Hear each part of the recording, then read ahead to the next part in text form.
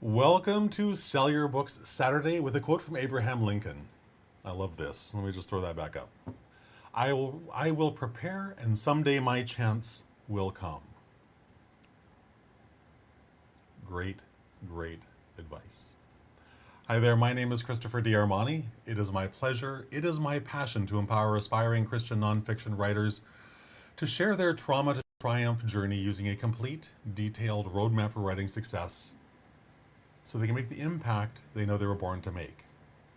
It's simply the easiest and simplest way to get there. Diligent preparation is mandatory for anything we want to achieve, whether that's, getting a spot on the Olympic team, whether that's, getting that job that we want, whether that's writing and publishing our book. Diligent preparation is mandatory.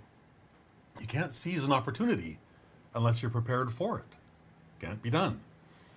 But when you lay that strong foundation for your book marketing, because that's what we're here to talk about today, when you lay that strong foundation of preparation, you allow yourself the possibility of success when those opportunities do show up. And they will show up. The only question is, will you be prepared to seize them when they do? Proverbs 21:31 says this: "The horse is prepared for the day of battle, but deliverance is of the Lord." We can prepare and prepare and prepare, but the results are always in God's hands. It is our duty to be prepared, even though the results are in God's hands. And yet, when we prepare diligently, it may take a while, but your efforts will be rewarded. In your book marketing efforts specifically, focus on the items that you can control. You can control your message. You can control your market research. You can control your book marketing copy.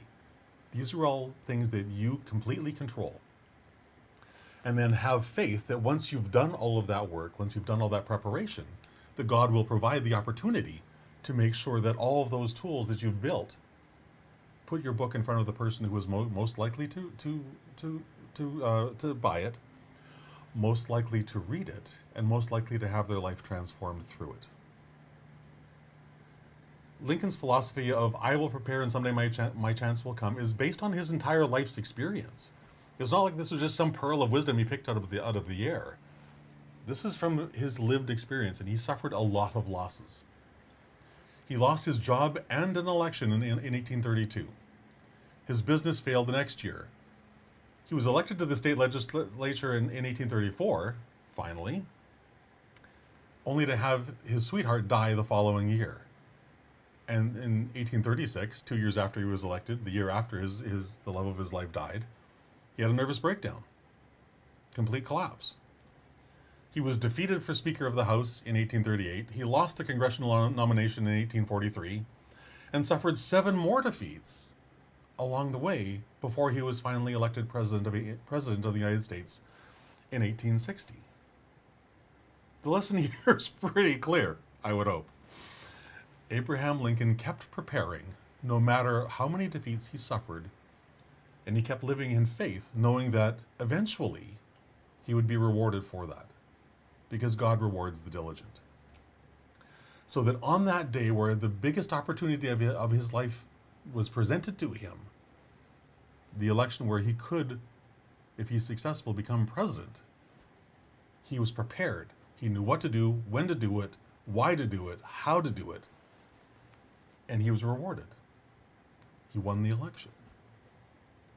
So there's a lesson there, a really big lesson for you and I. I don't care what defeats you think you're suffering today. I don't care what defeats you suffered yesterday or the last week or last month, or which ones you foresee in the future.